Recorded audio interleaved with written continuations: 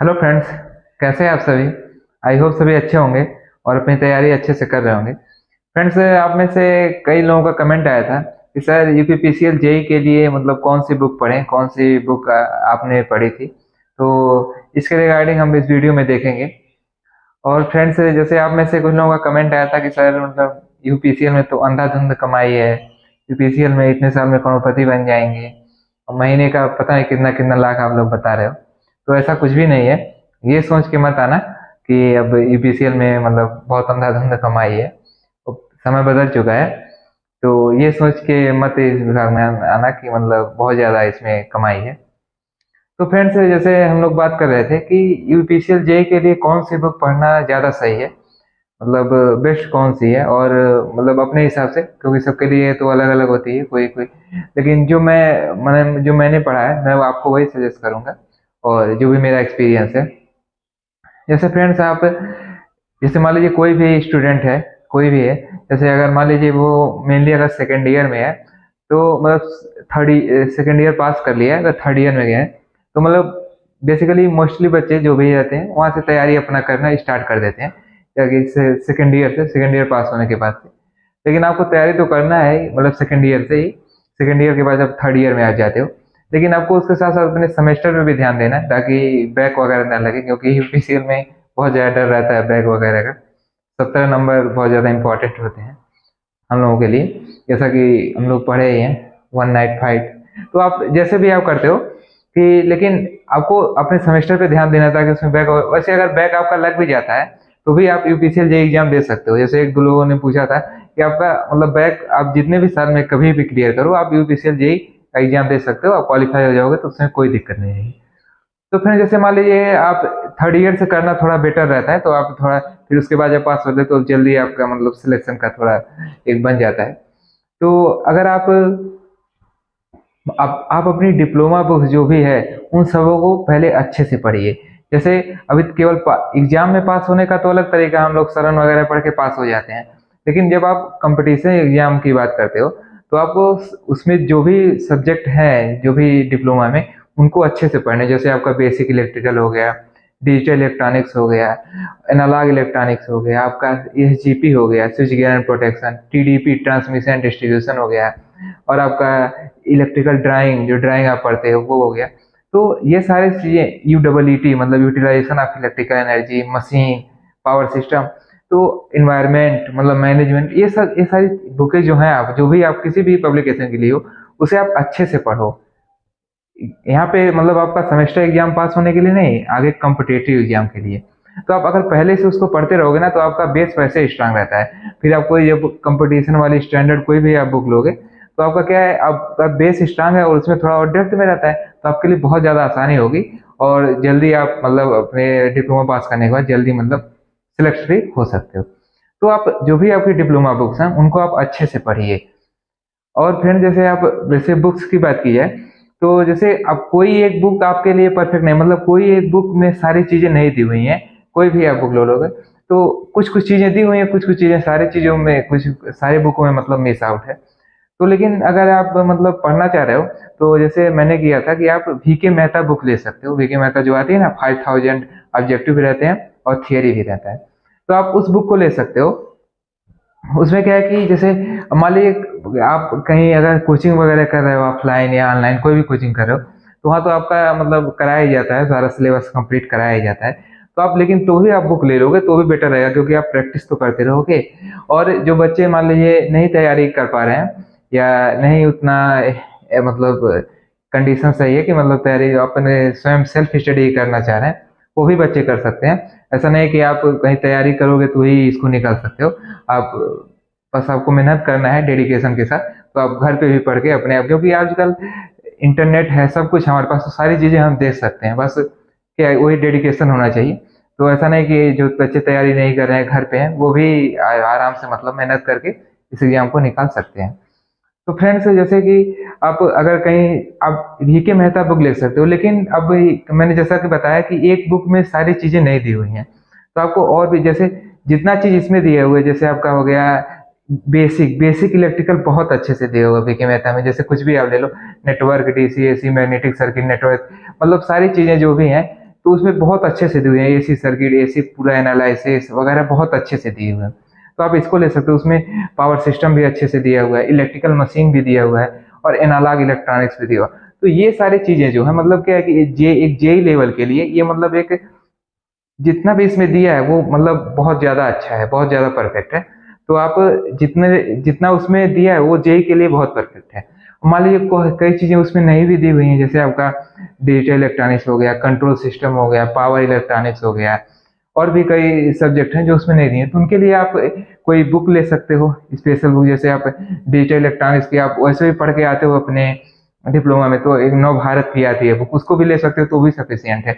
अब डिजिटल में ले लोगे तो आप लोगों को क्या उसमें सारी चीजें मिल जाती हैं, जैसे फ्लिप फ्लॉप वगैरह और ऑपरेशन एम्पलीफायर, नंबर सिस्टम, मतलब काफी चीजें मिल जाती है, माइक्रो प्रोसेसर। अब तो डिप्लोमा में भी माइक्रो कंट्रोलर ऐड कर दिया है, तो उसको भी आप पढ़ सकते हो।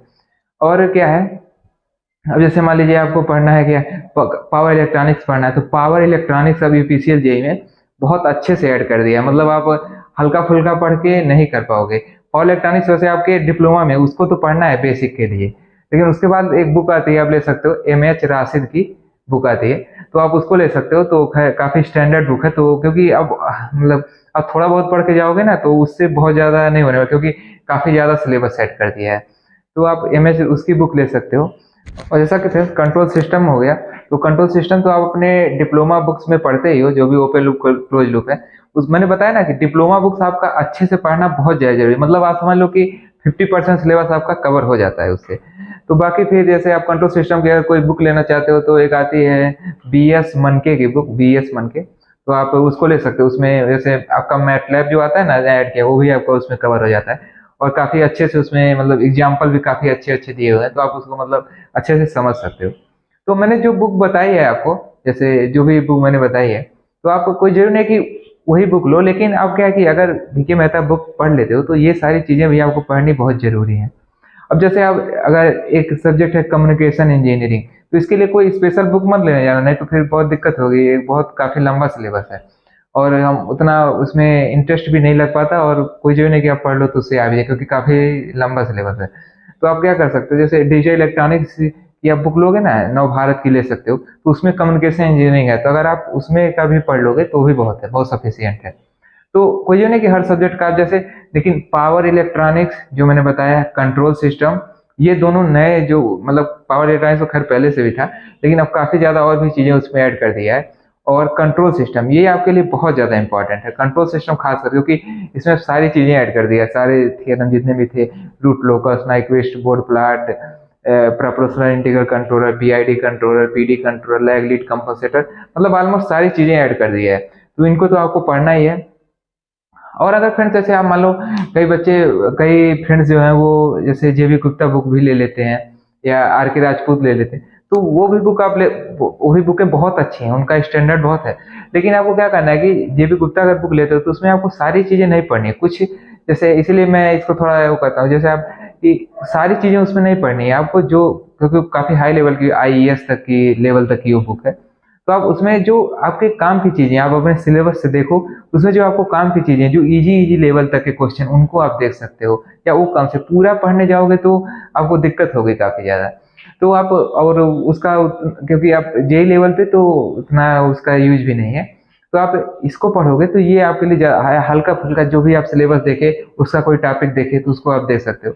और कोई आप ये एक बुक लेके सारी चीजें नहीं क्लियर कर सकते, क्योंकि सारे बुकों में कुछ ना कुछ मिस होता है, कुछ कुछ अच्छी चीजें भी, कुछ बढ़िया तरीके से भी समझाया रहता है, कुछ ना कुछ मिस आउट तो रहता ही है। तो आप ये कर सकते हो। और मान लीजिए अगर कोई आपको टॉपिक नहीं समझ में आ रहा है तो आप ऑनलाइन देख सकते हो, सर्च कर सकते हो, तो ऐसे कर सकते हो। या कोई और टॉपिक आपको नहीं समझ में आ रहा है तो आप कमेंट करके पूछ भी सकते हो, मैं भी उसको एक्सप्लेन कर सकता हूँ। तो ऐसे करके आप लेकिन आपको करना क्या है, सबसे पहले अगर आप बुक लेना, तो आप जो मैंने बताया कि आप अपने डिप्लोमा बुक्स अच्छे से पढ़ो, और आप वीके मेहता बुक ले लो, ठीक है। और फिर उसके अलावा जो जो उसमें नहीं दिया, जैसे digital electronics, control system, power system, ये बुकें आप ले सकते हो। और जैसे हम लोग मेजरमेंट वगैरह पढ़ते हैं, मेजरमेंट उसमें भी बहुत अच्छे से दिया है, जो आप बुक जो डिप्लोमा में आप पढ़ते हो, नव भारत की या भारत भारती की, वो भी अच्छी बुक है। लेकिन उसके अलावा जैसे अगर आप किसका भी जेबी गुप्ता ले लोगे तो इसमें मेजरमेंट बहुत अच्छे से दिया हुआ है, मतलब सारी चीज़ें उसमें अच्छे से एक्सप्लेन की हुई हैं। तो आप उसको भी देख सकते हो, क्योंकि उसमें ब्रिज वगैरह जैसे पोटेंशियोमीटर, और एक नया सब्जेक्ट है इंस्ट्रूमेंटेशन, जिसमें वो ट्रांसड्यूसर वगैरह आते हैं आपके, थर्मोकपल, टाइप्स ऑफ थर्मोकपल, तो उसमें वो भी बहुत अच्छे से दिया है, तो वो बुक भी आप ले लोगे। लेकिन उसमें सारी चीज़ें नहीं पढ़नी है, जो बताया आपके सिलेबस रिगार्डिंग उसमें से देख लो, और वही बहुत हाई हाई लेवल के क्वेश्चन मत, क्योंकि काफ़ी ज़्यादा वो टिपिकल है, तो वो चीज़ें आप देख सकते हो। और बाकी आप प्रैक्टिस के लिए यूथ की बुक ले सकते हो, जो यूथ नई वाली आई है, उसको देख सकते हो। और उसमें जैसे पीएलसी स्काडा वगैरह भी दिया है। और लेकिन अगर पीएलसी स्काडा और माइक्रो कंट्रोलर की एक स्पेशल बुक भी आती है सार्थक की, आप उसको भी लेके पढ़ो, क्योंकि मैंने बताया था पहले भी कि आपका केवल ऑब्जेक्टिव प्रैक्टिस करने से नहीं होगा। तो जैसे यूथ में मोस्टली ऑब्जेक्टिव एक्सप्लेन भी करता है, तो आप उसका थियरी पहले अच्छे से पढ़िए, फिर उसके बाद ऑब्जेक्टिव प्रैक्टिस करिए। तो सार्थक की बुक आती है, इसमें तीनों हैं आपके, पीएलसी है, माइक्रो कंट्रोलर है, और स्काडा भी है, तो आप उसको देख सकते हो। तो इस तरीके से मतलब आप अपना सिलेबस कवर कर सकते हो। और क्या है कि जैसे अब कुछ और भी नहीं आ रहा है, तो ये नहीं कि हर एक टॉपिक के लिए हम स्पेशल बुक लेने जाएं। हम क्या कर, जैसे छोटे मोटे टॉपिक जैसे कम्युनिकेशन इंजीनियर जैसे मैंने बताया, तो उसके लिए कोई जो नहीं आप स्पेशल बुक लेने जाओ। इन्वायरमेंट है, तो उसके लिए भी कोई जरूरी नहीं स्पेशल बुक। अब डिप्लोमा जो है उसमें थोड़ा बहुत पढ़ लिए, थोड़ा कहीं ऑनलाइन वगैरह कहीं क्वेश्चन प्रैक्टिस कर लिए, क्योंकि उसमें आप बहुत ज़्यादा टाइम दोगे भी ना, तो भी वो क्लियर नहीं कि आप क्वेश्चन आ ही जाएंगे, आपसे बन ही जाएंगे। तो उस पर बहुत ज़्यादा ध्यान देने की जरूरत नहीं है। तो इस तरीके से आप कर सकते हैं। तो और प्रैक्टिस आप अपना करते रहिए। जैसे आप कोई, अगर आपको कोई टेस्ट सीरीज लेना, तो अगर कोई फ्रेंड, मेरे कोई फ्रेंड्स, अगर अगर आप तैयारी जैसे आपकी हो चाहिए है, मतलब 50% 60% हो गई है, तो आप टेस्ट सीरीज ज्वाइन कर सकते हो। लेकिन अभी जो स्टार्टिंग वाले हैं, तो उनको तो मैं ये कहूँगा कि अभी वो ना ज्वाइन करें। अभी कुछ तैयारी अपना कर लें 50% 60%, उसके बाद टेस्ट सीरीज दें तो बेटर रहेगा। अभी स्टार्टिंग में मत देना, थोड़ा दिक्कत हो जाती है। लेकिन जो कर चुके तैयारी, वो तो टेस्ट सीरीज पक्का ज्वाइन कर लें, क्योंकि उससे क्या फायदा है कि आप कम से कम 3 घंटे बैठोगे तो उससे आपकी याद बनेगी। और क्या है कि आप जैसे क्वेश्चन प्रैक्टिस करना भी बहुत जरूरी है, क्योंकि उससे क्या है आपकी स्पीड बढ़ती है। आप, आपके नज़र से क्वेश्चन जब गुजर जाता है, तो आप उसको अच्छे से टैकल कर पाते हो। तो ये सारी चीज़ें हैं। तो फ्रेंड्स, जैसे मैंने बुक के बारे में बताया, तो आप इसको प्रेफर कर सकते हो, या इसके रिगार्डिंग अगर आपको कोई और अच्छी बुक लगती है, जो भी आपको अच्छी लगे, तो आप पढ़ सकते हो। तो फ्रेंड, जैसा कि मैंने बताया कि ये सारी बुकें हैं जिसको आप देख सकते हो, जो भी तैयारी कर रहे हैं आप। तो और कोई जरूरी नहीं, अगर आप कोई बुक और इसके अलावा भी कोई ले लियो, तो आप उसी को पढ़ते रहो। लेकिन जो मैंने मतलब तरीका बताया है कि जैसे किसी स्पेशल के लिए, जैसे कि कोई एक टॉपिक देखे, तो उसके लिए कोई स्पेशल बुक ऐसा मत लेना। जैसे क्या है कि कंट्रोल सिस्टम, पावर इलेक्ट्रॉनिक्स ये काफ़ी अच्छे से ऐड कर दिया है, ड्राइव वगैरह आप मशीन में भी पढ़ लेते हो, तो उसके लिए कोई जो है नहीं कि स्पेशल आप बुक लेने जाओ ड्राइव की।